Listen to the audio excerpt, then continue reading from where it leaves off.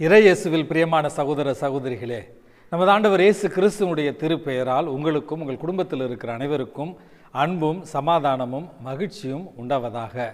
அன்புமிக்கவர்களே, April மாதம் 15ஆம் தேதி தாயாம் திரு அவை புனித பெனடிக்ட் ஜோசப் லாப்ரே என்கிறவருடைய நினைவு நாளை தான் கொண்டாடுகிறது. இந்த புனிதரானவர் பிறந்தது பிரான்சு தேசத்தில், ஆனால் மரித்தது இத்தாலி தேசத்தில். இந்த புனிதரானவர் மனமாகாத ஆண்களுக்கான ஒரு பாதுகாவலராகவும், பிறகு மனநலம் பாதிக்கப்பட்ட நாடோடிகளாக இருக்கிறவர்களுடைய பாதுகாவலராகவும், மிக சிறப்பான விதத்திலேயே சபைகளால் நிராகரிக்கப்பட்ட ஆண்களுடைய பாதுகாவலராகவும் இருக்கிறார். அன்புமிக்கவர்களே, ஒரு எளிமையான குடும்பத்தில் பிறந்து தன்னுடைய பள்ளி படிப்பை முடித்த பிறகு இவர் ஒரு துறவற சபையில் சேர்வதற்கான அனுமதியை கேட்கிறார். இவருக்கான அனுமதி நிராகரிக்கப்படுகிறது. இப்படியாக பல துறவு மடங்களில் தனக்கான அனுமதியை கேட்டு நிராகரிக்கப்பட்ட பிறகு இவர் ஒரு நாடோடி துறவியாக தன்னுடைய வாழ்வை இறைவனுக்கு அர்ப்பணிக்கும் வண்ணமாக புதிய ஏற்பாட்டை ஒரு கரத்திலும் அன்றாட ஜெப புத்தகத்தை இன்னொரு கரத்திலும் எடுத்துக்கொண்டு புண்ணிய பூமிக்கு பயணம் செய்தார் என்றும், சென்ற இடங்களிலெல்லாம் அவர் இறை புகழ்ச்சிகளை பாடுவதிலும், இறை வேண்டலில் ஈடுபடுவதிலும் மற்றும் இறை வார்த்தையை வாசிப்பதிலும் அவர் நேரத்தை செலவிட்டார் என்று இவருடைய வாழ்க்கையில் நம்ம பார்க்கிறோம். செல்லுகிற பாதை எல்லாமே எங்கெங்கெல்லாம் தேவாலயங்கள் இருந்ததோ அங்கே நற்கருணை ஆராதனையிலும் இவர் ஈடுபட்டார். அன்னை மரியாள் மீது ஒரு தனிப்பட்ட பக்தியை வைத்திருந்தார் என்றும் இவருடைய வாழ்க்கையில் நம்ம பார்க்கிறோம். இந்த நாடோடி புனிதருடைய வாழ்க்கை முறையை கண்ட பலர் இவரை பின்பற்றினார்கள் என்றும், இவருடைய பரிந்துரையால் பல அதிசயங்கள் நிகழ்ந்தன என்றும் இவருடைய வாழ்க்கை குறிப்பில் நம்ம பார்க்கிறோம்.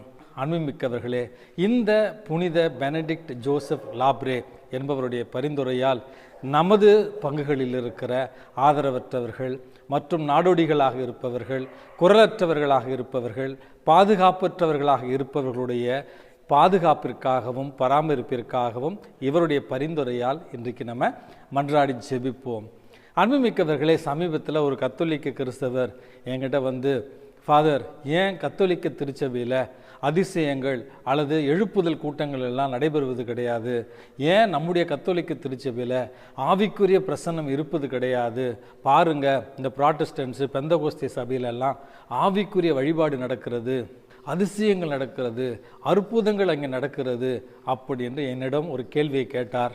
அன்புமிக்கவர்களே, அவருக்கான பதில் இன்றைய நற்செய்தி வாசகத்தில் நமக்கு கொடுக்கப்பட்டிருக்கிறது. நமது ஆண்டவர் இயேசு கிறிஸ்துவை தேடி மக்கள், அதாவது நேற்றைய வாசகத்தில் 5000 பேருக்கு இயேசு உணவளித்ததை நம்ம பார்த்தோம். அந்த வயிறார உண்ட மக்கள் இயேசுவை தேடி வருகிறார்கள். அவர் கப்பர்நாகுமில் கடற்கரையில் இருக்கிற பொழுது, ஆண்டவரே நீர் எப்பொழுது இங்கு வந்தீர் என்று கேட்கிற நேரத்தில் நமது ஆண்டவர் இயேசு கிறிஸ்து அவர்களுக்கு கொடுத்த பதில், நீங்கள் அருள் அடையாளங்களை கண்டதால் என்னை தேடி வரவில்லை, மாறாக வயிறார உண்டதால் என்னை தேடி வந்திருக்கிறீர்கள் அப்படி என்று சொல்லி, அழிந்து போகும் உணவிற்காக நீங்கள் உழைத்திட வேண்டாம், அழியாத நிலை வாழ்வை தரும் உணவிற்காக நீங்கள் உழைத்திடுங்கள் அப்படி என்று அவர்களுக்கு இறைவன் இன்றைக்கு அறிவுறுத்துகிறார்.